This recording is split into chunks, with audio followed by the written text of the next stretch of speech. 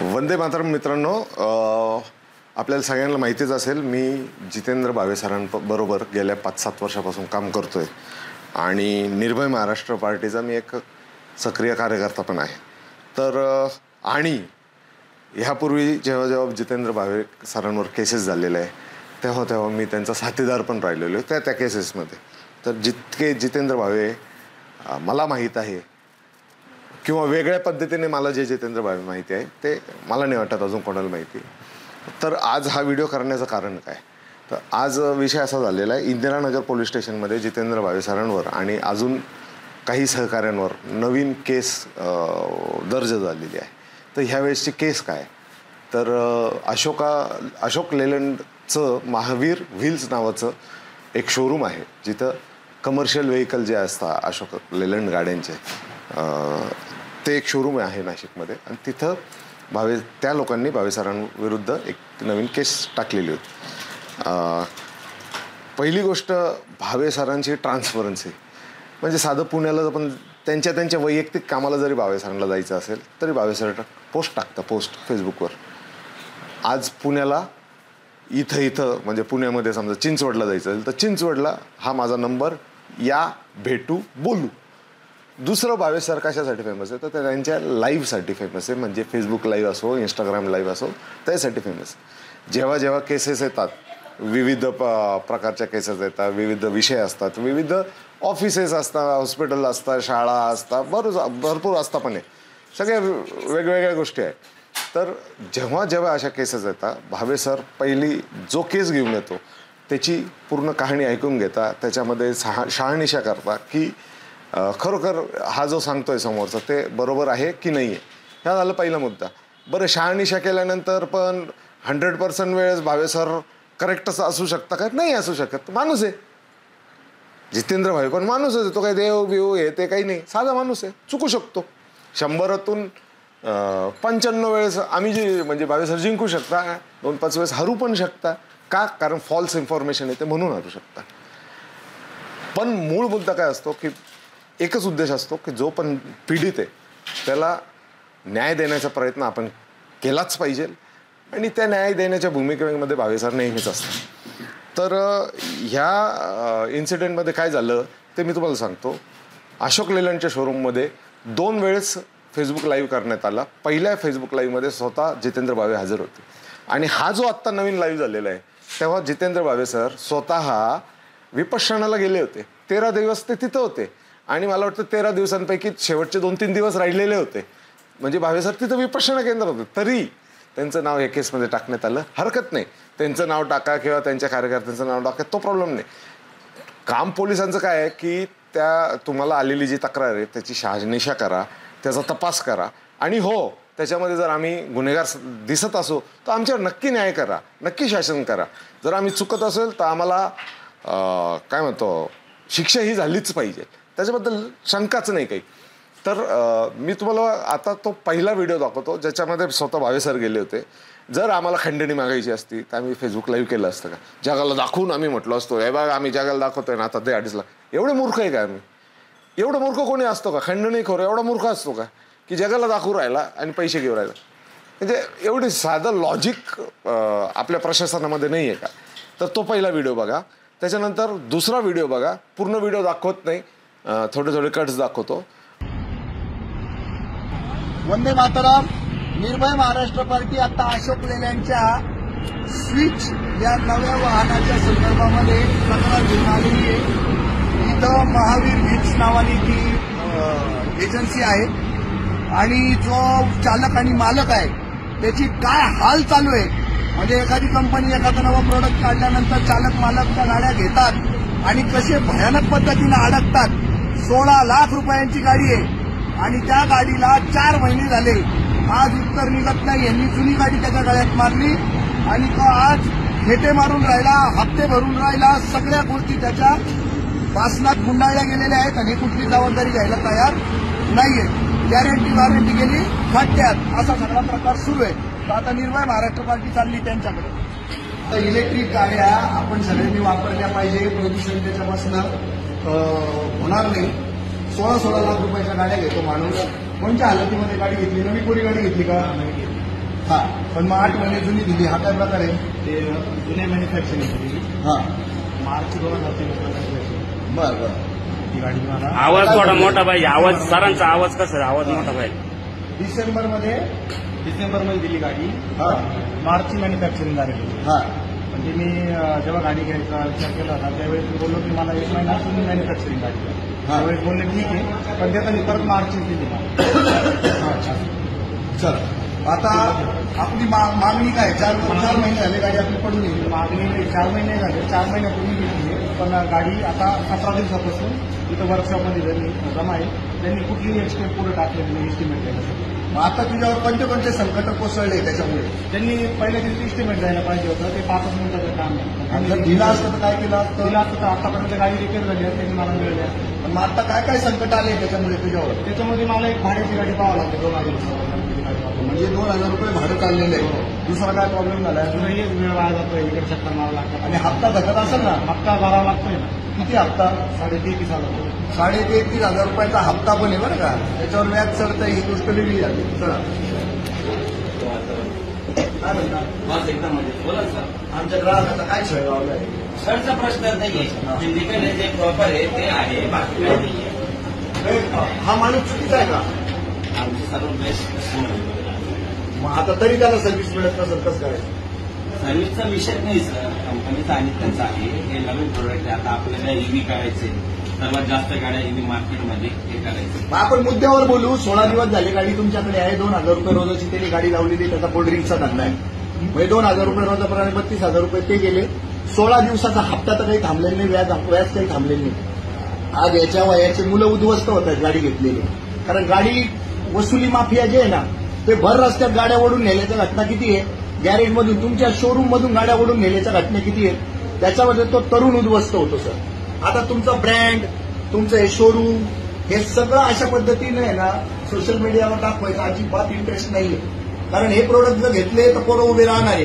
पण पोरं उभे राहण्यासाठी तुम्ही वॉर फुटेड बेसिसवर खूप काम केलं पाहिजे. आज 16वा दिवस आहे त्याचा. तो माझ्याकडे आला, इथं तुम्ही पराभूत झाले. कारण त्याचा माझा काही संबंध नाही. तो चांदवड तालुक्यातला, मला त्याचं नाव विचारायला मला नाव पण माहिती नाही. ते याला त्यांनी मला शोधून काढलेले अक्षरशः. आपला अभिषेकला बोलव आणि मग सर बोलून. मेन काय आहे सर, आपलं ते नवीन प्रोडक्ट जेणेकरून आम्हाला सर्व प्रोसेस करावं लागतं आणि प्रोसेसच्या हिशोबाने इन्शुरन्स आहे क्लेम आहे, त्या हिशोबाने स्पेअर पार्ट्स हे सर्व आम्ही ऑर्डर केलेले, ते आल्यानंतर ते फिटिंग होईल. तोपर्यंत त्याचे आईबाप कोण? त्याचा जो लॉस होतोय त्याला जबाबदार कोण? ती जबाबदारी घ्या, विषय लगेच मिटतो. नाही, कंपनीशी बोललेलं आहे त्या विषयावर. कारण हे रॅपोरांचे हप्ते भरायचे कोणी? 3 गाडी आहे. तुमची कोणची? बडा दोस्त आहे. बडा दोनची वाट लागली होती. काय झालं? किलोमीटर गाडी रिपेअर गेली. 14,000 बिल काढलं. नंतर आता टर्बो इंजेक्टर एक पार्टीवर आहे ना, एक पार्ट नाही आहे. परत आता सायलेन्सर गेलं, सायलेन्सर बसवलं, आता ऑइल लीक होऊ राहिलं, गाडी उभी राहिली. आजची तरुणाई, तिला हे शासन, राज्य शासन असो किंवा केंद्र शासन असो, कुठल्याही सरकारी नोकऱ्या देऊ शकत नाही. पोरं आपले आपले रस्ते निवडून राहिलेले. त्याच्यात अशोक लेलँड असो, बजाज असो, तुमची महिंद्रा, टाटा असो किंवा तुमची आयशर असो, यांनी चांगल्या गोष्टी काय केलेल्या माहिती का? यांच्या काही स्कीमा असतात की फक्त लायसन होल्डर असला की त्याला 100% गाडी फायनान्स करून गाड्याच देऊन टाकतात. तर ही खाजगी भांडवलदारांनी घेतलेली खूप चांगली स्टेप आहे. मग तिथून पुढे त्याचं काय चालू होतं माहिती का?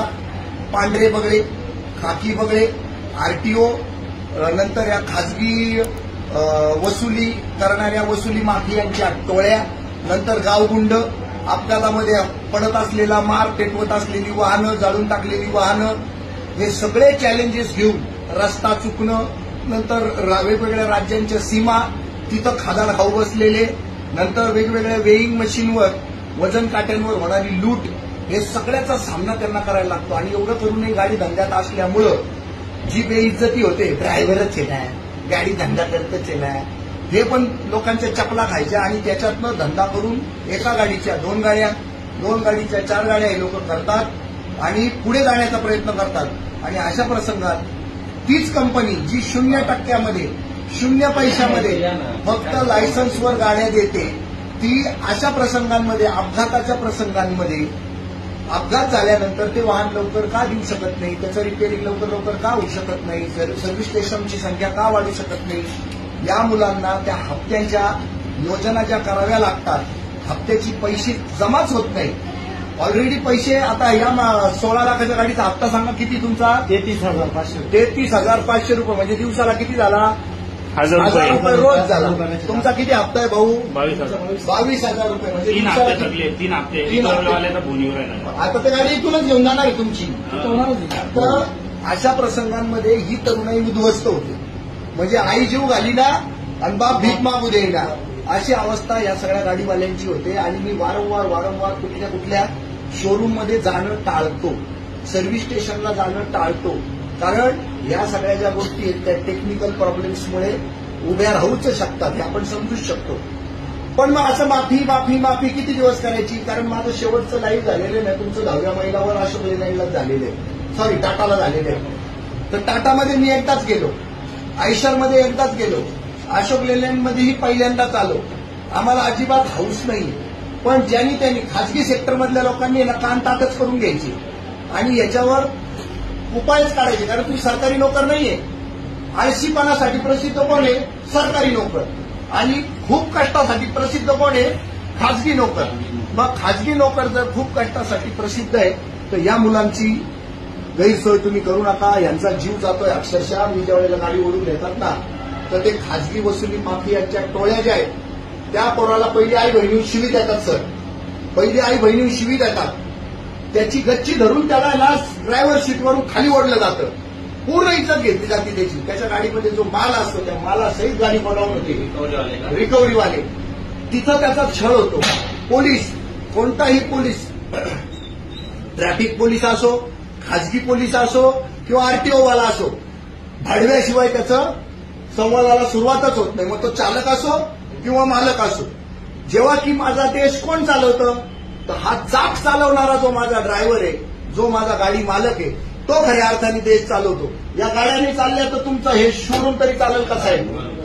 तर मेरा देश चलाने वाला ये जो गाडी का मालिक है, गाडी का चालक जो आहे, त्याला कोणी आई बापच नाही का? तो लावारिसच का? तो बेवारसच का? म्हणजे तो एवढा हप्ते भरतो तर तो किती सक्षम आहे असा कोणीच विचार करत नाही. 32,000 रुपये भरणारा आहे, 22,000 रुपये भरणारा पोरगा आहे. 22,000 रुपये भरणं चेष्टा वाटते का तुम्हाला? किती संकटांचा सामना करावा लागतो. रस्त्यातले स्पीड ब्रेकर जरी मोजते ना, मुंबईचं भाडं निघालं समजा, भाऊ स्पीड ब्रेकर किती लागतं सांग रे भाऊ, सांग स्पीड ब्रेकर किती लागतात? प्रत्येक गावाला 3-4 स्पीड ब्रेकर आहे. म्हणजे भरपूर आता मोठे स्पीड ब्रेकर लावलेले आहे. स्पीड ब्रेकरचा लोचा म्हणजे हे झाले तुमचे बाकीचे स्पीड ब्रेकर. आणि रस्त्यावरचे स्पीड ब्रेकरमुळे हा माणूस किती जाम होता कोणीच विचार करत नाही त्याचा. सिग्नल बाउन्स झाला ते पैसे वेगळे. आणि आता आरटीओचे दंड, होय आरटीओचे दंड कसे? 32,000, 30,000, 35,000, 40,000 किती? 24,000, 25,000. 1 किलो मागे आहे ना, 24,000. आता बघा हे दंड बघा, 24,000, 30,000, 35,000 जर दंड यायला लागले. या पोरांनी आत्महत्या, मी तर म्हणतो पोलिसांनी आहे ना आता विषाच्या बाटल्या आणि फाशीचे फंदे हे हातात धरूनच बसलं पाहिजे आणि गाडीवाल्याला उतरायचं आणि फाशी देऊन टाकायचं. किंवा त्याला म्हणायचं तुला फाशी आवडत नसेल ना तर विषाची बाटली घेऊन जाय. सर 100 ते 150 आता कमेंट आले आणि सगळी छळवणूक आहे. एक कमेंट जर वाचाल ना सर, भयान परिस्थिती. पहिले एकच बाजू तुम्हाला बघितलेलं मी, एकच बाजू तुम्ही ज्यांनी तुम्हाला घेऊन आलं तुम्ही त्यांचं बाजू तुमची मांडा. तुम्ही तर सर्वात पहिले तुम्ही हे शहानिशा करायला पाहिजे. याचं काय आहे आणि याचं काय, याच्यात तुम्हाला काय वेगळं मग डायरेक्ट लाईव्ह करायचं. नाही तुम्ही आता बोला ना, आता कुठे आहे घ्या, बोला काय काय आहे ते सर्व या जेव्हा केव्हा गाडी आली आणि काय काय प्रॉब्लेम आहे ते सर्व डिटेल्स द्या. हे आपले स्विच ईव्ही गाडी आपल्याकडे नवीन लॉन्च झाली आहे त्या हिशोबाने तुम्ही. सर आता माझा आहे ना हा यांच्याकडे ना, बोलून घे तुझं काय. माझा आहे ना यांच्याकडे दुसरा चक्कर आहे बरं का. एक गाडीचं चाक साठत होतं, एवढा प्रॉब्लेम होता. फक्त ते केसीचा असं खालचा का काय तो प्रॉब्लेम यांना सॉल्व्ह झाला नाही. 10 ते 15 दिवस गाडी ना, 2 मिनिटं थांबा बोलू द्या. हा 10 ते 15 दिवस गाडी सर यांनी लावून धरली आणि तोय ना फाशी घ्यायला लागला होता. कारण हेच तुम्ही जे सांगितलं ना, रिकव्हरी वारे हे ते त्याचे हप्ते सुरू झाले, तो फार डिप्रेशन मध्ये गेला होता. तरी तो प्रॉब्लेम सर यांच्याच्यानी सुटला नाही. ही माझी दुसरी वेळ यांच्याकडे यायची. हा जे तुम्हाला लास्ट टाइम आपण तेच बोललेलो होतो, त्याची लाईफ असते 35 1000 किलोमीटर, तुम्ही 32,000 किलोमीटर आलं, त्याच्यानंतर तो आला तेव्हा टायर चाटते, तर सर्वात त्याला आवड द्यायला पाहिजे त्या कस्टमरला का 32,000 किलोमीटरला त्याला गाडी चाटली. हे तेव्हा जेव्हा तुमच्या समोर आले, तुम्ही 2 मिनिटात गेले ना बाहेर, हा विषय झाल्यानंतरच गेले ना तुम्ही बाहेर. पहिले माहित होतं का? हे पहिल्या 5,000 किलोमीटरला तुम्हाला माहित पडतं का साहेब माझं टायर चाटते, बरोबर? त्या कस्टमरनी 32,000 किलोमीटर चालवलं, यांना पण माहिती पडली, ते स्वतः नमस्कार करून हे स्वतः समोर किती गेले. दिवसात 32,000 किलोमीटर झाली? किती दिवसात झाली? 27 महिने झाली होती ती गाडी. चला आता तुमची भूमिका सांगा.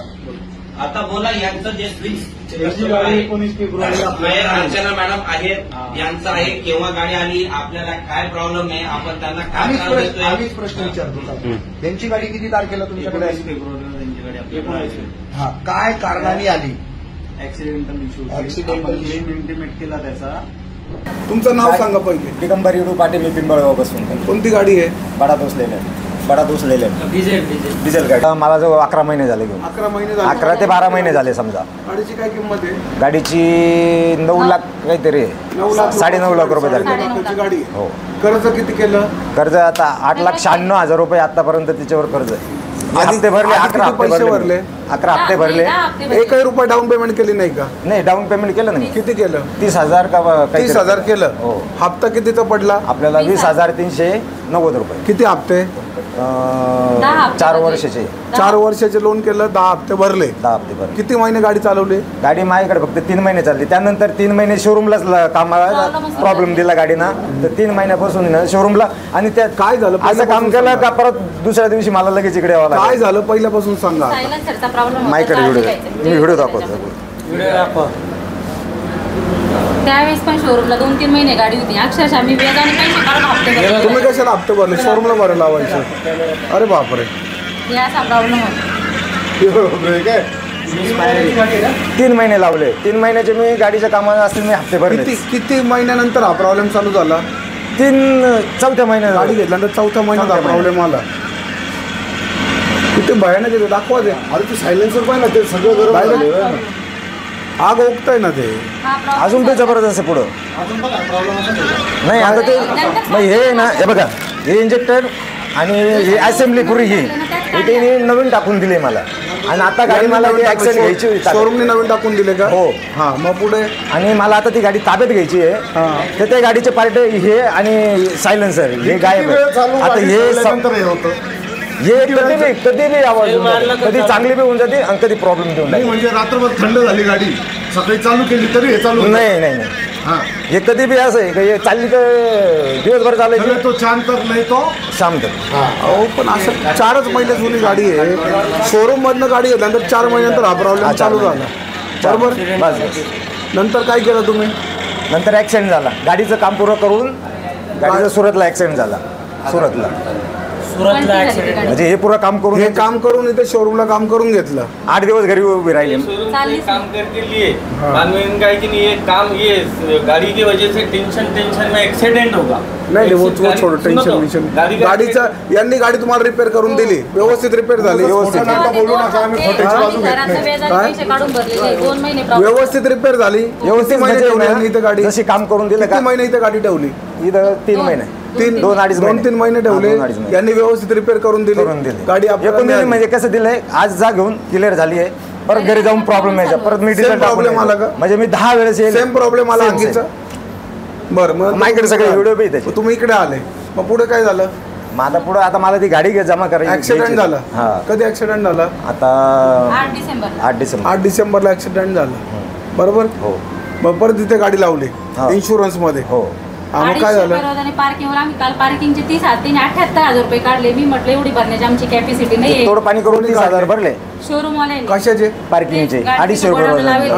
पार्किंगचे 1 मिनिट, पार्किंगचे आणि त्यांचे एस्टिमेट देतात ना, त्याचे 2% का काहीतरी. त्याचा काय संबंध 250 रुपये भरायचा? आता त्यांच्या गोडाऊनला लावली ना गाडी, कशासाठी? कामासाठी कोणी लावली होती. लावली? म्हणलं मी सोनपास झाला का काम करून घे. तो इन्शुरन्स मिळाला नाही का? मिळाला 5,23,000. हा. मग जसे भेटले मी फायनान्सच्या नावाने टोटल लॉस गाडी केली का? टोटल लॉस केली. टोटल लॉस केली.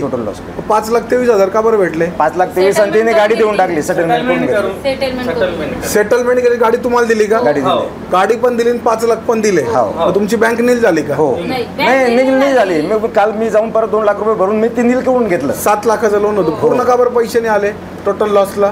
टोटल लॉसला आता ते मग ते म्हणे का तुम्हाला एवढं दिलं गाडी बी दिली. गाड़ी दी थी, गाड़ी है ना इनको दी थी. आम्ही म्हटलं गाडी घेऊन अरे मग कशाला गाडी घेतली?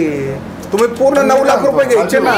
ज्यांच्या समोर आपण हे सांगायला आलोय तेच चेअर सोडून नेऊन नाही गेले. काय हरकत नाही ना. हे आपल्याला कंपनीनं नवीन टाकून दिले. ते प्रॉब्लेम असले ते जाळ दाखवत होते ना गाडी, तर हे पार्ट आणि सायलेन्सर हे चेंज केले. 1.25 लाखाचं सायलेन्सर आहे आणि प्लस हे 81,000 रुपयाचे इंजेक्टर आहे. हे आता दोन्ही 80,000. हे 80,000 नाही तर 50,000चे धप्पे. मला हे म्हणायचंय, जेव्हा माणूस कमर्शियल व्हेकल घेतो ना, कमर्शियल व्हेकल, तो तिला लक्ष्मीप्रमाणे हे करतो. गाडी घेण्यासाठी दिला नाही, थांबा म्हणे. संध्याकाळी गेट पास दिलं त्याने. गेट पास म्हणजे दिला नाही, माणूस दिला सगळं. तर कोणालाही हाऊस नसते लक्ष्मी सारखी गाडी जे यांना रोज 2 पैसे कमवून देणार आहे ती शोरूम मध्ये येऊन उभी करायची. बरं, शोरूम मध्ये जे सर्व्हिस सेंटर असतं तिथं गाडी याच्यासाठी आपण उभं करतो कारण गाडीमध्ये काहीतरी फॉल्ट असतो.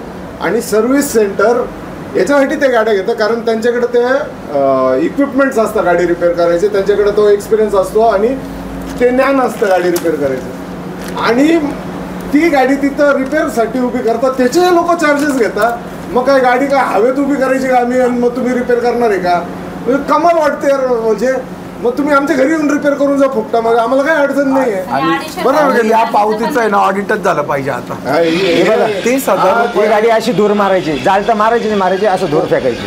हे बघा, हे बघा, एक मिनिट भेटलं का?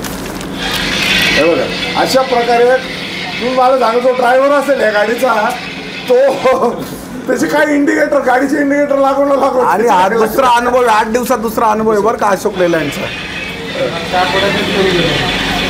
आणि त्याच्या उपर आजच्या जीएसटीच्या जमान्यामध्ये विदाऊट जीएसटी, विदाऊट टॅक्स वगैरे ह्या पावत्या देतात. या पावतीला कवडी बोल किंमत आहे आज मार्केटमध्ये. काही संबंध नाही ना त्यांचं, ताईंचं आहे. काय व्यवस्थित डिटेलमध्ये सांगा परत एकदा. आता हे पार्ट बीटचा काय विषय नीट सांगा. आता हे पार्ट त्यांनी काढून घेतले, म्हणजे एक फडक्यात चोरी केली त्यांनी काय मला विचारलं नाही का हे पार्ट आम्ही वापरतो. मला त्यांनी काय सांगितलं होतं, तुमचे पार्ट गेले ना तर एखाद्या वेळेस आम्ही गाडीला काढले असं चेक करण्यासाठी तर ते तुम्हाला देतो. पण त्यांनी पूर्ण असेंब्लीच चेंज करायला. हे फक्त त्यांनी नवजल दिले, बाकीचे वरच्या केबली ते हे शॉकेट काहीच नाही आहे. सायलेन्सर बी त्यांनी जुनं टाकून दिलं आणि त्याच्यात 1,000 किलोमीटर गाडी होईल फक्त, नाही तर कमीत कमी 1.5 लाख 2 लाख झाल्यावर ते प्रॉब्लेम भेटतो. आता त्यांनी टाकून दिल्यानंतर त्यांना माहिती आहे की माझ्या गाडीचे पार्ट केले, त्यांनी काढून घेतले बरोबर.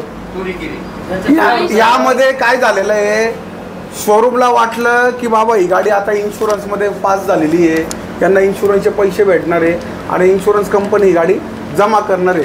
त्याच्यामुळे शोरूमने जे महत्त्वाचे पार्ट होते ते पार्ट काढून घेतले जेणेकरून ते दुसरीकडे आपल्याला वापरता येतील. असं झाल्याचा आम्हाला संशय, हा काही आम्हाला 100% मला खात्री नाही, पण असं ते जे सांगताय आज ज्या कंडिशन मध्ये गाडी शोरूमला दिली त्या कंडिशन मध्ये त्यांनी परत द्यायला पाहिजे होती. आणि तो जो आता गाडी तुम्ही जेव्हा लावली तेव्हा चालू कंडिशन मध्ये चालू कंडिशन मध्ये लावली, चालू कंडिशन मी बंद करून. कशासाठी लावली होती आपण, इथे कशासाठी लावली होती? इथे ना ऍक्सिडेंट आपण काम करणार होतो, पण क्लेम पास करण्यासाठी ते काम झालं का नाही? झालं. त्या कामाचे पैसे नाही, काम नाही झालं. क्लेम पास कसा केला? 4 महिने लावले, 4 महिने. ते काम झालं का नाही झालं? क्लेम पास कर दिए. क्लेम 31 तारखेला पास झालं. गाडीचं काम झालंय का नाही झालं? नाही झालं. नाही झालं. नाही. मग ते काम गाडी घेऊन जाणार होतो, जेव्हा बनवायची मला बनवणार होतो आम्ही. आता इथून सोडून 250 रुपये रोज मी काल क्रेन आणि आम्ही दोघं जाऊन म्हणलं गोडाऊनच्या बाहेर आपण घरी गाडी लावू. जेव्हा गाडी चालू होती, चालू गाडी घेऊन आले होते, आपल्याला चालू गाडी नाही मी आयशर मध्ये टाकून आणली. जेव्हा तिथं त्यांच्या गोडाऊनला केली का तेव्हा गाडी चालू करून आणि त्यांच्या गोडाऊनमध्ये लावून दिली आपण. बरं, मग आता गाडी कशी नेणार आहे? क्रेननी नेणार आहे? क्रेननी नेणार. फक्त गाडी 7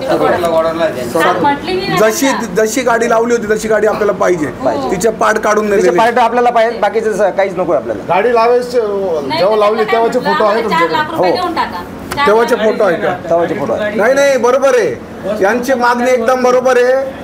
जर शोरूमला अशोक लेलँड शोरूम आणि महावीर व्हील्सवाल्यांना तर त्यांची जर खरोखर ते प्रामाणिक असतील ना आणि त्यांना जर त्यांची बाजारामध्ये व्हॅल्यू ठेवायची असेल, त्यांचं नाव चांगलं ठेवायचं असेल तर आम्ही काहीच इन्व्हेस्टिगेशन करत नाही. त्यांनी तातडीने यांना 4 लाख रुपये देऊन टाकायचे. आम्ही पण माणुसकी दाखवतो. गाडीची जी किंमत आहे 9.5 लाख रुपये किंमत होती, शोरूमने इन्शुरन्स कंपनीने 5 लाख रुपये 23,000 रुपयांना दिलेले. ते पैसे वजा करून यांचे पैसे यांना देऊन टाका. ती गाडी तुम्हालाच ठेवा. काय कसं करायचं ते करा. 3 गाड्या घेतलेल्या तुमचा कस्टमर आहे. राजू यांचं असं म्हणणं आहे, चला हे इथंच थांबते, ड्युटी आहे 112 इथे. यांचं काम काय? आरोपीला सुरक्षा देणं, आरोपीच्या बाजूने थांबणं. आरोपीच्या म्हणण्यावर नाही आले तुम्ही, आम्हाला इमर्जन्सीसाठी कॉल आम्ही बोलून आम्ही आलो तुमच्या त्याला सुरक्षेसाठी. तो लपलाय, त्याला बाहेर काढून पोलीस स्टेशनला घेऊन चला. तुम्ही जे आम्हाला सांगताय ना, अहो ऐका ना सर, आम्ही पण त्यांना सांगतो सर हा वादीचा खरा आहे ना, काय प्रॉब्लेम आहे? आणि 1 मिनिट थांबा, चोरी केली, कोण पार्ट चोरले ते त्याला घेऊन चला, यांना घेऊन चला, फिर्याद नोंदवून टाका, संपला विषय. त्याला समोर येऊन त्याची काय म्हणणं आहे ते तर आम्हाला ऐकू द्या. त्याचं म्हणणं तर ऐकू द्या. अहो ग्राहकाला यांचं काम नाही का? जो यांचा मालक आहे ना, तो मालक सुद्धा बांधलेला ग्राहकाला बोलायला का बरं बोलत नाही? मग हे इथले शोरूमचे लोक आहे. अहो हे म्हणता माझं डिपार्टमेंट वेगळं आहे, बोलत नाही ते, यांचं डिपार्टमेंट वेगळं आहे. आले तर बोलायला लागले. आता माझ्याकडे सगळं त्यांचं पण रेकॉर्डिंग आहे. ते म्हणे माझा संबंध नाही, त्यांचं डिपार्टमेंट वेगळं आहे, यांचं डिपार्टमेंट वेगळं आहे. बाकी माझं डिपार्टमेंट वेगळं आहे यांनी सांगितलं. हां हे म्हणे माझा डिपार्टमेंट वेगळं आहे, संबंधित डिपार्टमेंटला तो माणूस जबाबदार आहे. बरोबर. ज्या स्टोरी मला माहिती नाही, स्टोरी कसं काय सांगणार? बरोबर. मॅनेजर 100 वेळेस त्यांच्या बरोबर मी आहे उभा. मॅडम तुम्ही मालक, तुम्ही स्वतः चला. त्यांचे काय म्हणते तुम्ही समोरासमोर, आम्ही पण येतो. चला ना. मी काय म्हणतो सर, आम्ही पण येतो स्वतः, आम्ही दोघं येतो. तुम्ही बोलून घ्या. ते पाठीमागे मॅटर काय झालं आम्हाला माहिती नाही. मोबाईल चालू राहिला आमचा मोबाईल चालू. आपल्याला कोणी मोबाईल थांबवत नाही हो. ठीक आहे, चालू राहू द्या ना. तुम्हाला जो बोलायचा आहे ना त्याच्या समोर बोलवा ना. आम्ही 4 जण जाऊ, चला. चला ना. वर जायचं त्याला खळलेलं. अरे बापरे, जाऊ म्हणतो बघा. अहो 1 मिनिट ऐका, मला सांगा तुम्ही आता जबाबदार लोक आहे, काही तुमच्याकडे काहीतरी ते नाही हे ऑफिसच आहे ना, तो वर बोलवा. पण तुम्ही नाही गर्दी करीत करा, त्या माणसाला भीती असेल इथं. सर आम्ही शब्द एवढे लोक आल्यावरती कोणीच माणूस नाही. तुम्हालाच बोलवलं त्या कामासाठी. एवढं पर्यंत त्यांना बोलून घ्या ना. काय हा माणूस त्यांना बोलवत का बरं नाही? त्यांनाही काही होणार नाही, त्याला आम्ही जबाबदार आहे. तुम्हाला जर वाटत असेल आम्ही 10 फूट लांब उभे राहतो, बस 10 फूट लांब थांबतो. ते पण येते. तेही मांडे, तुम्ही मांडा. तुमचा जो स्पेअर पार्ट आहे किंवा काय गाडीचं कागद झाले तुम्ही सांगा काय झालं काय, तेही सांगेल. त्यांच्याकडे काय तेही टाकताय. काय म्हणताय वाटे मॅडम? अहो पोलिसांचा पण धाक नाही, त्याला येणार नाही म्हणतो. तुम्ही वरती या. अहो त्यांना चिता बोलवा ना. ते काय म्हणतो चला घेऊन. नाही त्यांना समजत नाही. फेस करायचं सगळ्यांना. आपण त्यांनी काय सर विचार काय हे काय गेटवे बिल्डिंग आहे. चला ना, चला. काय होतं? चला तुम्ही पोलिसांसमोर काय हरकत आहे. चला. भारत पाकिस्तान बॉर्डर करून किती डेंजर आहे. एवढं कोण बादशाह व्हायला चाललंय? सर हा खूप मोठा मोरेला तयार नाही. म्हणजे विचार करा, तुम्हाला एवढं गृहीत धरतोय तो म्हणजे काय बोलायचं? पोलिसांनी तरी मेहनत. तुम्हाला एवढं गृहीत धरतोय तो म्हणजे काय बोलायचं? धरतो म्हणजे ऐका ना, तुम्ही त्याला सांगा. त्यांचा ना काहीतरी व्यवहार झालेला आहे गाडीचा काय असेल. हो तो समोर येऊन बोल, संपला विषय. आम्हाला तेवढंच काय बोलायचं. सांगतोय का त्याला भीती वाटत असेल एवढं लोक बघितले. आम्ही काचीच्या पलीकडे ठीक आहे, तुम्ही थांबा. त्यांना खाली बोलू. पोलिसांसमोर चला ऑलरेडी चालू आहे 2 मोबाईल. याच्यात काही वेगळं होणार आहे का शूटिंग?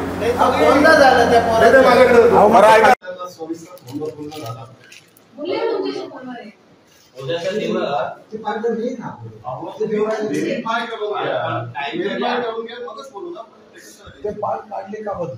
नाही सर, मॅनेजर लेवलचा विषय असतो. पार्ट काढले का बरं? आयडिया आहे कारण मॅनेजर तो जो आहे तो सोडून गेलेला आहे. हे 1.5 लाख रुपयाचा पार्ट काढला. काय मॅनेजरचं नाव? कोणता पार्ट? होता पहिले ऍक्च्युअली त्यांची जी गाडी होती ना ती ऍक्सिडेंट झालेली होती. इन्शुरन्स साठी ती गाडी 3-4 महिन्यापासून आपल्याकडे पडली होती.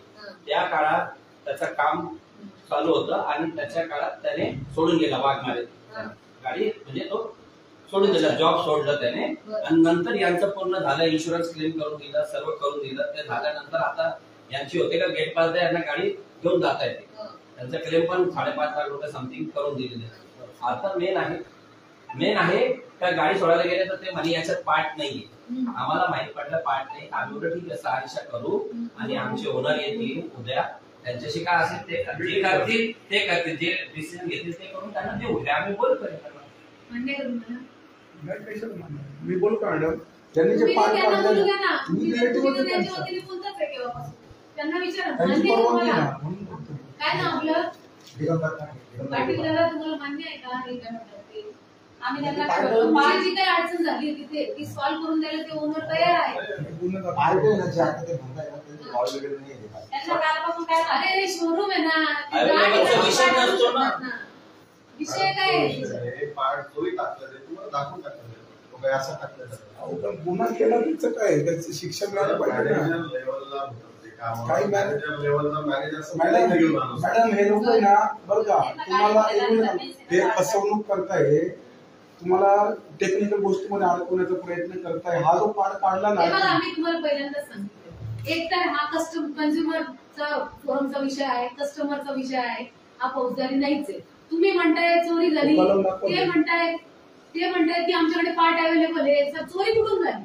द्या ना तुम्ही, सकाळपासून अरे पण आता काय सांगतो. एक मिनिट थांबा. आमची इच्छा अशी आहे यांच्यावर आम्हाला गुन्हा दाखल करायचा आहे. तुमची परवानगी आहे? मी जे बोलतोय काय कसला गुन्हा दाखल करायचा? यांच्यावर 303 अंतर्गत यांच्यावर आम्हाला चोरीचा गुन्हा दाखल करायचा आहे. मालकाची परवानगी न घेता, यांची परवानगी न घेता गाडीतली वस्तू यांनी काढली.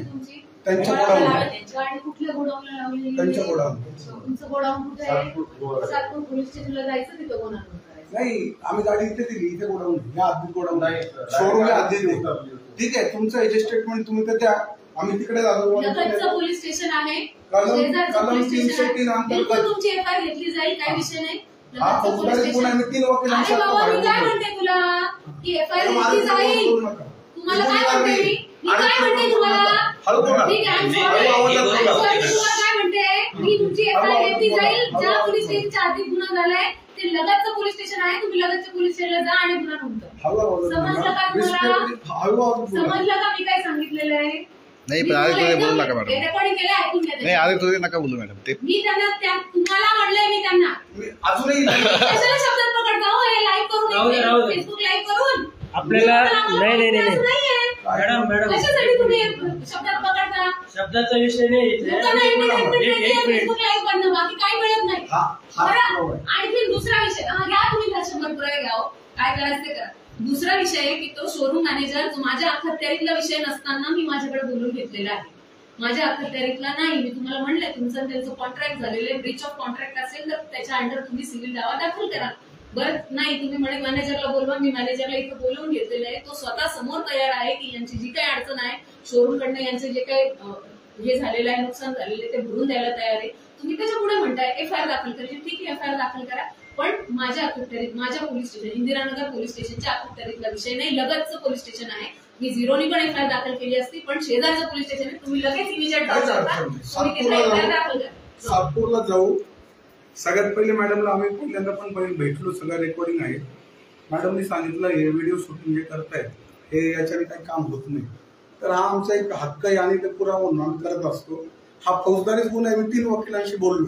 मॅडमनी जेव्हा सांगितलं हा फौजदारी गुन्हा क्रिमिनल डिफेन्स नाहीये, हा क्रिमिनल ऑफेन्स नाहीये, हा सिव्हिल ऑफेन्स आहे. फेसबुकवर तुम्हाला काय म्हणलं, मी तुमची एफआयआर घ्यायला तयार आहे, पण ते शेजारच्या पोलीस स्टेशनच्या आधीच आहे. मी तुम्हाला हे म्हणलेलं नाही. सुरुवातीला तुम्ही जेव्हा माझ्याकडे हकीकत सांगितली त्यावरून तुम्हाला मी सांगितलेलं आहे की तुमचं त्यांचं कॉन्ट्रॅक्ट आहे. हे कुठल्याही वकील, हे बघा 16,000 कायदे आहेत देशामध्ये, कुठलाही वकील परिपूर्ण नाही. तुम्हाला ज्या कोणी वकिलांनी सल्ला दिला असेल तो योग्य दिला असेल म्हणते मी. तुमची एफआयआर असेल तर तुम्ही त्या पोलीस स्टेशनला जाऊन एफआयआर करा. आता हे फेसबुक लाईव्ह कृपया बंद करा. आमचं कामच बाहेर बोला. चला वंदे मातरम. आता आम्ही आहोत सातपूर या ठिकाणी पोलीस स्टेशनमध्ये. सातपूर पोलीस ठाणे. लाईट संपत आहे, तो बंद नाही करता येणार, आपला बंद करायचं करा. सातपूर पोलीस ठाणे नाशिक. सगळ्यांना माहितीच आहे, सकाळपासून पाटील साहेब आणि त्यांचे मिसेस आणि त्यांचे भाऊ, तुमचा कोण आहे हे सगळे मित्र, रिलेटिव्ह, मुलगा, हे कुटुंब कालपासून नाशिकमध्ये एका शोरूमच्या न्यायासाठी दाद मागत होते. शोरूमने काही त्यांचं काम ऐकलं नाही. त्यांना तर जेवढं छळायचं तेवढं शोरूमने छळ. महावीर व्हील्स आणि सगळे व्हिडिओ आज आपण पाहिले असाल. सकाळी आम्ही इंदिरानगर पोलीस स्टेशनमध्ये सुद्धा गेलो. तिथल्या मॅडमने थोडंसं कोऑपरेट केलं, पण शेवटी त्यांच्याही लक्षात आलं की काही गोष्टी आपल्या मर्यादेत नाही आहे किंवा आपल्या हद्दीमध्ये ही केस नाही आहे. सातपूरमध्ये गुन्हा घडलेला आहे, तर मग त्यांनी सातपूर पोलीस स्टेशनला जाण्याचा सल्ला दिला. आम्ही सातपूर पोलीस स्टेशनला आलो. इथले PI साहेब काही भेटले नाही. खरं तर निर्भय महाराष्ट्र पार्टी हा सगळा संघर्ष कायम टाळत आलेली आहे. आम्हाला या संघर्षामध्ये अजिबात इंटरेस्ट नाही. पोलीस स्टेशनला जा. आम्ही जर पोलीस स्टेशनमध्ये प्रत्येक केस घेऊन जायचं ठरवलं तर दिवस कमी पडेल. दिवसभर पोलीस स्टेशनमध्ये जाऊन बसावं लागेल. अशी परिस्थिती. एवढ्या तक्रारी येतात आणि प्रत्येक तक्रारींचा जो शेवट असतो तो पोलीस स्टेशनमध्येच जावं लागतं किंवा न्याय पोलीस स्टेशनमध्ये मिळतो. परंतु आम्ही अनेक गोष्टी सामंजस्याने सोडवण्याचा प्रयत्न करतो. अनेक वेळेस पोलीस बांधव सुद्धा चांगल्या पद्धतीने सपोर्ट करतात, सहकार्य करतात. आजची जी घटना आहे, या घटनेमध्ये थोडाफार पोलिसांचा सपोर्ट मिळाला, पण जसा पाहिजे होता, जसा अपेक्षित होतं तसं मिळालं नाही. कारण एक चोर, जेव्हा आम्ही पुराव्यासह पोलीस स्टेशनला दाखवतो की हा चोर आहे आणि हा त्याचा पुरावा आहे, तेव्हा आम्हाला कारवाईची अपेक्षा असते किंवा योग्य काहीतरी मार्ग काढून तक्रारदाराला न्याय मिळावा अशी आमची त्यामागे इच्छा असते, अपेक्षा असते. पण बऱ्याच वेळेस तसं होत नाही. आज पोलीस स्टेशनला आमचा फुटबॉल झाला. इंदिरानगरवाल्यांनी सातपूर पोलीस स्टेशनला पाठवलं. सातपूर पोलीस स्टेशनला आलो. PI साहेब भेटले नाही, नलावडे साहेब. API जे आहे भडांगे साहेब, भडांगे साहेबांनी सगळी केस ऐकून घेतली आणि त्यांनी अर्ज मागितला. तो अर्ज त्यांना दिला. ते म्हणे अर्ज द्या, आम्ही 1-2 दिवस शहानिशा करतो, चौकशी करतो आणि मग गुन्हा दाखल करतो. तर आजचा बुधवार आहे का मंगळवार आहे? बुधवार आहे. म्हणजे 2 दिवसानंतर शुक्रवारी परत आम्ही आता सातपूर पोलीस स्टेशनला येणार आहे आणि काय झालं, गुन्हा नोंदवला गेला का नाही हे बघण्यासाठी येणार आहे.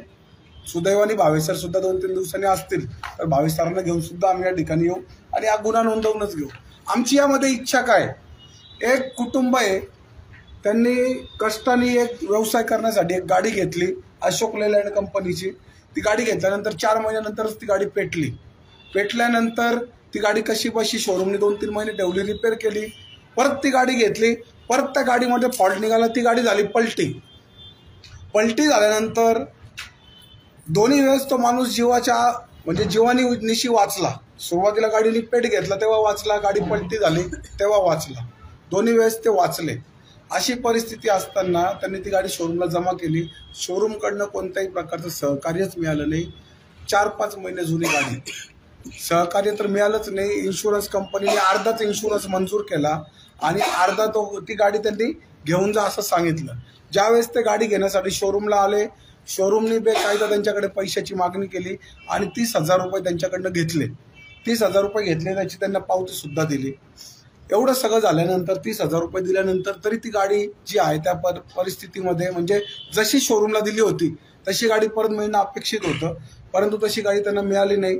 ज्यावेळेस उडवाउडवीची उत्तर शोरूमकडनं मिळाले त्यावेळेस त्यांनी ते गोडाऊन गाठलं ज्या ठिकाणी ती गाडी लागली होती आणि त्या ठिकाणी त्या गाडीचे स्पेअर पार्ट गायब असल्याचं समजलं. साधारणपणे 2 ते 2.5 लाख रुपयाच्या किमतीचे स्पेअर पार्ट त्या शोरूमने काढून घेतले. आणि आता ज्यावेळेस खूप संघर्ष झाला, पोलीस स्टेशनपर्यंत आम्ही आलो, त्याच्यानंतर शोरूमने सांगितलं की आम्ही तुम्हाला स्पेअर पार्ट टाकून देतो, परंतु त्या गाडीचे स्पेअर पार्ट काढायचा कोणत्याही प्रकारचा उद्देश गरज नसावी, कारण ती गाडी रिपेअर करायची नाही, काम करायचं नाही असं ठरलं होतं. त्याच्यामुळे शोरूमने ते स्पेअर पार्ट काढले आणि दुसरं कोणाला तरी विकले. हा आमचा क्लिअर दावा आहे. दुसरी गोष्ट, जे पार्ट काढले ते पार्ट बदलण्याचीच गरज नव्हती जरी काम करायचं असेल तरी. असे सायलेन्सर आणि इंजेक्टर, जे इंजेक्टर 20-20 वर्ष गाड्यांचे बदलावे लागत नाही, शेवटपर्यंत ते चालतात. असे नवीन गाडीचे ते शोरूमने इंजेक्टर काढून टाकले. त्याची किंमत आहे, किती किंमत आहे इंजेक्टरची? 70,000 ते 75,000. 75,000 आणि सायलेन्सर 1.25 ते 1.5 लाखाचं. 1.25 ते 1.5 लाखाचा सायलेन्सर आणि 75,000चा इंजेक्टर. हा जो वरच्यावर जो लक्षात आलं ते 2.5 लाख रुपयाची चोरी त्या शोरूमने केली. हा आम्ही त्यांना क्लिअर सांगितलं. इवन चोरी झाल्याच्या निदर्शनास आल्यानंतर सुद्धा या पाटील साहेबांनी त्यांना असं सांगितलं, बाबांनो जे झालं ते जाऊ द्या, ते माझे पार्ट मला टाकून द्या, मी माझी गाडी घेऊन जातो. तरी सुद्धा त्यांनी गाडी दिली नाही. आम्ही गेल्यानंतर आम्ही सुद्धा त्या शोरूमवाल्यांना तेच सांगत होतो, जे काय आहे ते स्पष्ट सांगा आणि ते काम करून द्या, आणि जे बेकायदा त्यांच्याकडनं 30,000 रुपये घेतले ते रिटर्न देऊन टाका, कारण ते नियमबाह्यच घेतलेले. तर असं असताना 10 वेळेस शोरूमला सांगितलं. शोरूमच्या कर्मचाऱ्यांनी उडवाउडवीचे उत्तरं दिले. शोरूमच्या मालकाचा संपर्क झाला नाही. शोरूमच्या मालकापर्यंत ही सर्व घटना गेलेली असणारे हा व्हिडिओ सुद्धा त्यांच्यापर्यंत जाईल. अशोक लेलँडच्या अनेक अधिकाऱ्यांपर्यंत हा व्हिडिओ जाईल, 100% जाईल. परंतु त्यांनी कोणीही दिवसभर जेवढ्या घटना घडल्या स्वतःहून त्यांनी इंटरेस्ट घेऊन हा विषय सॉल्व्ह करण्यासाठी प्रयत्न केला नाही, संघर्ष होऊ दिला. त्यांना असं वाटतं काही होत नाही, याच्या आधी खूप गोष्टी झाल्या, बघू काय होतं ते, आपण निस्तरच बसू. अहो पण तुमच्या सगळ्या नालायकपणामुळे एखाद्या कुटुंब उद्ध्वस्त व्हायची पाळी आली. ती गाडी तुमच्याकडे गेली, अख्खी गाडी मोकळी केली. इन्शुरन्स कंपनीने अर्धेच पैसे दिले.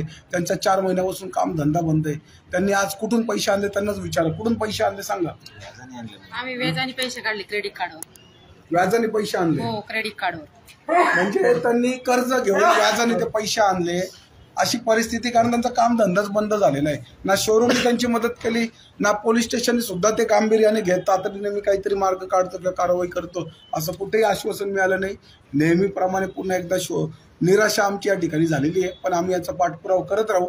शोरूमलाही धडा शिकवू, पोलिसांनाही विनंती करू की साहेब यांच्यावर कारवाई करा. शोरूमच्या पण या चुकीच्या गोष्टीमुळे त्यांना कारवाईसाठी आम्ही प्रयत्न करू. आणि अजूनही वेळ गेलेली नाही आहे. शोरूमने त्यांची माफी मागावी रीतसर, अशोक लेलँड कंपनीने त्यांची माफी मागावी आणि ती गाडी त्यांनीच ठेवून घ्यावी. 5 लाख रुपये इन्शुरन्समध्ये मिळालेले, 4 लाख रुपये बाकी आहे. 4 लाख रुपये यांना देऊन टाकावे आणि ती गाडी त्यांनीच ठेवावी. किती तयार आहे का तुम्ही? 4 लाख भरलेले 30,000 पण त्यांनी रिटर्न द्यावे. हा, 30,000 रुपये भरलेले आणि 4 लाख रुपये तुम्हाला परत द्यावे. ती गाडी त्यांनी ठेवावी. या गोष्टीला तयार आहे का तुम्ही? बरोबर आहे, आपलं काही म्हणणं नाही. तर ती गाडी त्यांनी ठेवून घ्यावी. आज जे काही गोष्टी घडल्या आणि एक चांगलं उदाहरण देण्यासाठी अशोक लेलँड कंपनीने एक चांगलं उदाहरण तिच्या ग्राहकांसाठी शेअर करायला त्यांना खूप सुवर्ण संधी चालून आलेली आहे. संघर्षाने काहीच होत नाही, लेट होईल पण सत्याचा विजय होईल. आम्ही पोलीस स्टेशन, कोर्ट कचेऱ्या, कन्झ्युमर कोर्ट, आम्ही सगळ्या गोष्टी करू. प्रत्येक ठिकाणी लाईव्ह करत राहू. लोकांपर्यंत अशोक लेलँडनी केलेल्या चुकीच्या गोष्टींना जगासमोर आम्ही मांडत राहू. आज न उद्या न्याय मिळेल आम्हाला माहिती आहे. आणि ही गाडी कुठे जात नाही. अशी तुम्ही ती सगळे तिचं पार्ट बीट काढून भोंगळीच करून ठेवलेली, ती सगळे तिचे पार्ट काढून टाकलेले, खिळखिळी गाडी करून ठेवलेली. त्यांना ती गाडी नेऊन काही उपयोग नाही द्यायचा. तर अशोक लेलँडचे सगळे अधिकारी, कर्मचारी, कंपनीचे जे कोणी माणसं असतील किंवा इथले महावीर व्हील्सचे मालक, त्यांना माझी विनंती आहे, तुम्ही यांचे पैसे यांना देऊन टाका. ती गाडी तुम्हाला ठेवा आणि एक चांगलं उदाहरण सेट करा. आपण जगासमोर ते पण मांडू की शोरूमने आम्हाला सहकार्य केलं, यांचे पैसे यांना दिले, ती गाडी त्यांनी, गाडीची जबाबदारी त्यांनी घेतली. कारण चुकी तुमची आहे आणि चुकी कबूल करणं सुद्धा खूप मोठी गोष्ट आहे. तर ती चुकी कबूल करा. आम्हाला काही व्हिडिओ काढणं, कंपनीची बदनामी करणं हा काय आमचा उद्देश नाही. त्यांना न्याय देणं हा आमचा उद्देश आहे. त्याच्यामुळे तुम्ही मोठ्या मनाने तुमची चुकी कबूल करा. झालेला प्रकार आम्ही सोडून द्यायला तयार आहे. त्यांना ते 4 लाख रुपये द्या, 30,000 रुपये घेतलेले ते तर तातडीने या मिनिटाला त्यांना परत करून टाका. जनाची नाही तर मनाची लाज असेल ना, 30,000 रुपये त्यांना एका मिनिटात त्यांना जागेवर परत देऊन टाका आणि 4 लाख रुपये त्यांचा हिशोब करून त्यांना परत द्या. ती गाडी तुम्हाला घेऊन टाका. काय तुम्हाला त्या विल्हेवाट लावायची तुम्ही ते करा, असं सांगणं आहे. नाही केलं तर आम्ही पोलीस आता इथपर्यंत पोहोचलेलोच आहे आणि पोलिसांनी सुद्धा आम्हाला सांगितलेलं आहे की आम्ही चौकशी करू आणि कारवाई करू. पुढच्या 2 दिवसानंतर आम्ही येऊ, यांना गुन्हा दाखलच करायला लावू आणि गुन्हा दाखल झाल्यानंतर मग चौकशी त्या सगळ्या गोष्टी चालूच राहतील. आणि एकदा गुन्हा दाखल झाला ना, त्या वकील, कोर्ट कचेऱ्या आणि त्या सगळ्या गोष्टींमध्ये जर कंपनीला त्या गोष्टी करण्यात इंटरेस्ट असेल तर कंपनीने विचार करावा. कारण 5, 50, 100 ग्राहक तर नक्कीच आम्ही तुमचं गुडविल तर खराबच होईल. आणि जे तुमच्याकडे येणारे 100 ग्राहक आहे तर नक्कीच ते येणार नाही, ते तुमची गाडी घेणार नाही. तर असं होण्यापेक्षा एका गरीब माणसाला जर तुम्ही न्याय देऊ शकले तर निश्चितपणे ते चांगलं असेल आणि कंपनीचं पण गुडविल तसंच राहील. तर एक चांगलं उदाहरण सेट करण्यासाठी कंपनीला संधी आलेली त्यांनी करावं अशी माझी विनंती आहे. तर जाता जाता परत आपण पाटील साहेबांचे 2 शब्द ऐकू. काय झालं एकदा थोडक्यात सांगा आणि तुमची काय मागणी ती पण सांगा. काय नाही, आता जे झालं ते मी विसरून जाईन. त्यांनी मला माझे ना गाडीचे काय असेल ते पैसे देऊन टाकावे आणि गाडी ठेवून घ्यावं. किती पैसे मागायचे? 4 लाख 4,30,000 भरलेले 30,000. किती? 30,000 भरलेले आणि 4 लाख रुपये. बरं तुमच्या दोघांचा पण त्यांनी चोरी केली, पाड काढले, हे तुमचं अजूनही त्यांच्यावर ठाम तुमचं म्हणणं नाही? ते स्वतः कबूल बी झालं. त्यांनी पार्ट्याच्या वेळेला आपल्याला चेंजिंग पार्ट दिलेच बी. त्यांनी पार्ट माझ्या हातामध्ये, हे पार्ट माझ्या गाडीचे नाही आहे पण त्यांनी दिले. म्हणजे ते खरं आहे. उद्या ते जर म्हटले की खोटं बोलताय तर पार्ट कशाला दिले असते? त्यांनी कबूल केलेलं आहे. कबूल केलं मॅनेजरने स्वतः कबूल केलं. स्वतः मॅनेजरनेच कबूल केले. मॅनेजरने स्वतः कबूल केलेलं आहे. काय चोऱ्या झाल्या असेल ते आमचं आम्ही देऊ. गाडीचं सामान द्यायला ते तयार आहे. त्यांना आम्ही एवढं म्हणलं तुमच्याकडे पार्ट जर नसेल ना आम्हाला 4 लाख रुपये द्या आमचे, तरी ते मान्यच करत नव्हते. नाही म्हणे पार्ट भेटेल तुम्हाला. आपल्या सोबत एक काका आहे, ते युनियनचे अध्यक्ष आहे. त्यांची ट्रक किंवा चालक मालक जी संघटना आहे त्या संघटनेचे ते अध्यक्ष आहे. आपण त्यांचं आज दिवसभरात ते होते, त्यांचा अनुभव, त्यांचं काय म्हणणं आपण सगळं जाणून घेऊ. तुमचा आधी काका ओळख करून द्या. मी विजय बाबुराव भांडारे, टेम्पो चालक मालक इंडियन पिंपळगाव बसवंत.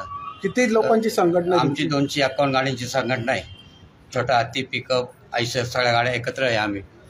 आणि त्याच्यानंतर हे 2 दिवसापूर्वी माझ्याकडे आले आणि असं झालं. मग आम्ही तिथे येऊन त्या साहेबांना भेटलो. पण 2 दिवसापासून त्यांनी ओढाओढीची उत्तर दिले. त्यांनी आम्हाला कुठल्याच गोष्टीला सहकार्य केलं नाही किंवा काय अडचणीत नाही. आज बी सकाळी म्हणे काही करू नका, आज तुमचं असेल ते मिटवून देतो. काल बी 5 वाजता त्यांनी आम्हाला हा म्हटले. संध्याकाळी गेट 5 वाजता दिला त्यांनी. 5 वाजता गाडी घ्यायला गेलो आम्ही तिथे, तर पाहतो तर गाडीच्या आमच्या वस्तू सगळ्या चोरी गेलेल्या आहे. त्याच्यामुळे आम्ही परत त्यांना म्हटलं आमच्याकडे वस्तू चोरी गेल्या आहे. मग त्यांनी कबूल केला हा चोरी गेलेला आहे. आमचा अधिकारी होता, मॅनेजर होता, तो ड्युटी सोडून गेलेला आहे. त्याचा आम्ही तपास करून सांगतो म्हणे. एवढ्या गोष्टीपर्यंत आमचं बोलणं झालं नाही. ऐकलं त्यांनी. शेवटी मग आम्हाला पोलीस स्टेशनची पारी चढायला लागली. तुमच्या आता 250 लोक आहे संघटनेचे, त्यांना तुम्ही काय सांगाल? त्यांना इथून पुढे कोणी गाड्या घेऊ नका. अशोक लेलँड गाडी घेऊ नका महावीर शोरूममधून. कारण की तिथे चोऱ्या माऱ्या जास्त होत्या, त्याच्यामुळे त्या गाड्या घेऊ नका तुम्ही. तिथे सर्व्हिस भेटत नाही आपल्याला. मेन गोष्ट अधिकारी तिथे व्यवस्थित नाही आहे, मेकॅनिकल व्यवस्थित नाही आहे. तिथं स्पेअर पार्ट कधी बॅलन्स नाही राहत. तिथं कधी 8 दिवसांनी येतं. आता ह्याच आमच्या गाडीचं 4 महिने त्यांनी गाडी लावून घेतली होती. 4 महिन्यानंतर गाडी रिपेअर करून दिली आम्हाला. त्यांनी नेले तर दिले, मग ती गाडी परत प्रॉब्लेम दिला. पलटी झाल्यानंतर बी त्यांनी गाडीची वस्तू चोरून घेतल्या. इन्शुरन्समध्ये आम्ही सगळं क्लिअर केलं होतं. काय नाव आहे तुमच्या संघटनेचं? टेम्पो चालक मालक इंडियन. यांना पाठिंबा देता का तुम्ही? हा, पाठिंबा देतो आम्ही. ओके, धन्यवाद. अशा अनेक नाशिकमधल्या संघटना आहे ज्यांचे हजारो वाहन चालक आणि मालक बांधव सगळे आपल्या संपर्कात आहे. हा व्हिडिओ आम्ही सगळ्यांपर्यंत पाठवू आणि अशोक लेलँड कंपनी कसा त्रास देते आणि नाशिकचं महावीर व्हील्स हे सर्वांपर्यंत मांडू. तर काय करायचं हा निर्णय आता त्यांनी घ्यायचा आहे. तुर्तच धन्यवाद. 2 दिवसांनी या विषयावर आपण पुन्हा लाईव्ह करू. बघितलं मित्रांनो, दोन्ही व्हिडिओज बघितले तुम्ही. आता तुम्ही मला सांगा, जर आम्हाला खंडणी करायची असेल तर आम्ही घोळक्याने जाणार आहे. भावे सरांबरोबर सतत एक 5-7 कार्यकर्त्यांचा घोळका असतोच. आणि आम्ही पण इतर आता ह्या दुसऱ्या व्हिडिओमध्ये पण भावे सर जरी नाही आहे तरी 7-8 कार्यकर्ते आहेतच. आणि जर खंडणी घ्यायची असतील तर एवढ्या लोकांसमोर का आम्ही मागू? एवढी जर मी चोर आहे तर मला एवढी पण अक्कल नाही की चोर कसे करायचे. तर हा निव्वळ मूर्खपणा आहे. आणि हा केवळ डेमोक्रेसी संपते आपली याचं निर्देशांक आहे. कारण तुम्ही बघा, तो छत्रपतींचा पुतळा पडतो मालवणमध्ये, त्याचा तो जो गुन्हेगार आहे तो कधी पकडला गेला? तो जोपुळकर नाही, सोलापूरकर काही बरमळला, त्याला कधी पकडलं का आपण? तो कोरटकर, त्याला किती वेळ लागला पकडायला? यांच्यावर केसेस दाखल व्हायला किती वेळ लागला? आणि जितेंद्र भावेसारखा सामाजिक कार्यकर्ता साधासुद्धा, आमच्याकडे पैसे नाही, पाणी नाही, काही नाही, आमच्याकडे फक्त आमचा निर्भयपणा आहे, त्याच्यावर लगेच केस तुम्ही नोंदवून घेता. बरं, त्या पोलीस स्टेशनमध्ये आम्ही स्वतः गेलो होतो की मॅडम आमची केस घ्या, तर आमची केस घेतली नाही. आम्हाला उलट 3ऱ्या दिवशी सांगण्यात आलं आता तुमचं हे सगळं घेऊन जा परत, बेटा तुमच्यावरच उलटी केस झालेली आहे. म्हणजे पहिले आम्ही गेलो तिथं पोलीस स्टेशनला, आम्हाला काहीतरी केस करायची म्हणून, ते न होता उलटी आमच्यावर केस झाली. हरकत नाही, जोपर्यंत बाबासाहेब आंबेडकरांचं संविधान या देशामध्ये आहे तोपर्यंत आम्हाला तो मार्ग आहे ह्या सगळ्या व्यवस्थेविरोधात लढायचा. पण मला इतर समाजाला एवढंच सांगायचं आहे की कुठेतरी ही जी डेमोक्रेसी, ही जी बाबासाहेबांनी आपल्याला संविधान दिलं आहे, ही जी आपल्याला ताकद दिली, हा जो आपल्याला व्हॉइस दिला आहे, घसा दिलेला आहे, ओरडायचा, नंतर एखाद्या गोष्टी विरोधात बोलायचा, तो हळूहळू संपवण्याचा प्रयत्न चाललेला आहे मित्रांनो. आज भारतभरामध्ये कितीतरी पोलीस स्टेशन आहे की जिथं जे गुन्हेगारांना पकडून आणलेलं जातं किंवा एखादा साधासुद्धा माणसाला पकडून त्याला मारून टाकता रात्रीतून पोलीस स्टेशनमध्ये, तो मरून जातो. कालचीच घटना आहे, एका रेपिस्टने, कल्याणचा रेपिस्ट आहे, त्यांनी जेलमध्ये आत्महत्या केली. कसं काय पॉसिबल आहे? जेलमध्ये साधा टिश्यू पेपर जात नाही, त्या माणसाने दोरीन फारीन येन ते करून, आणि त्याच्याकडे लक्ष कसं नाही, तो पार लटकला असेल, 10 मिनिटं तर तडपडला असेल, तर मरूस तर कोणाचंच कसं काय लक्ष नाही. तो अक्षय शिंदे नावाच्या मुलाला बदलापूरच्या केसमध्ये पोलिसांनी नकली एन्काउंटर करून मारून टाकलं. कसं काय शक्य? तर आणि आजचे पत्रकार तर आपण बघतोच आहे की ते आले की हे न्यूज चॅनलवाले लोक ज्या खऱ्या घटना दाखवायला पाहिजे, ज्याचं कन्सर्न तुम्ही उचलायला पाहिजे. समजा आज एखाद्या गावामध्ये पाणी, आज पण ह्या नाशिकपासून 30-40 किलोमीटरवर आदिवासी पाड्यांमध्ये मुली बसल्या बसल्या डिलिव्हरी करून टाकतात बाळांची, कारण त्यांच्या गावापर्यंत गाड्याच पोहोचत नाही, ॲम्ब्युलन्सच पोहोचत नाही. ह्या बातम्या तुम्हाला दाखवायच्या आहे. आणि तुम्ही काय बातम्या दाखवता? हे पत्रकार नालायक लोक, संजय राऊत हे बोलला मग तुमचं काय म्हणणं आहे, मग तुम्ही हे बोलले मग तुमचं काय म्हणणं आहे. हे काय बातम्या आहे? ह्या असता का बातम्या? यांचा सामान्य लोकांशी काय घेणं देणे, काय संबंध आहे? 24 तास पॉलिटिकल बातम्या चालू आहे आज न्यूज चॅनलवर. 24 तास हा असं बोलला, तो तसं बोलला, तो तसं बोलला. अहो, तुम्हाला जनतेची बाजू मांडायची आहे त्यांच्यासमोर, तुम्हाला एक जे ऑपोजिट पॉलिटिकल पार्टी आहे त्यांच्या बाजूने मांडायचे आहे. तर इतकी नालायक पत्रकारिता झालेली आहे आज. ब्युरोक्रसी कोणाच्या बापाचं ऐकत नाही, तुम्हाला कवडी मोल किंमत नाही, कोणत्याही सरकारी ऑफिसमध्ये जा, तुम्हाला उभंच करत नाही, तुम्हाला तेड्या चाल हाड हुडमध्येच भाषा केली जातं.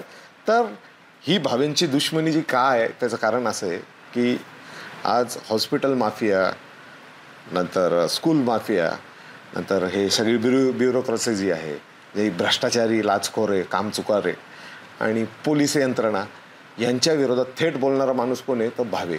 मग याला कसं अटकवायचं? हा जर अटकत नसेल तर याच्यात राईट हँड, लेफ्ट हँड, मागचा हँड, पुढचा हँड, यांना कसं अटकवायचं? हा सगळा प्रयत्न चालू आहे. पण आम्ही तुम्हाला घाबरत नाही. तुम्ही आम्हाला जेलमध्ये टाका, तुम्हाला आम्हाला फाशी द्या, तुम्ही आम्हाला मारून टाका, आम्ही घाबरणार नाही, आम्ही लढत राहू. कारण आमच्या रक्तामध्ये छत्रपती वाहता, आमच्या रक्तामध्ये डॉक्टर बाबासाहेब आंबेडकर वाहता, आणि आमच्या रक्तामध्ये भगतसिंग पण वाहतो. तर आम्ही लुचके पुचके गांडूचे नाही, आम्ही तुमच्याशी लढल्याशिवाय राहणार नाही. कारण आमचा लढा वैयक्तिक तुमच्याशी कोणाशीच नाही आहे. आमचा लढा केवळ तुमची ही जी प्रवृत्ती झाली ना देश बुडवायची, त्या विरोधात आहे. वंदे मातरम.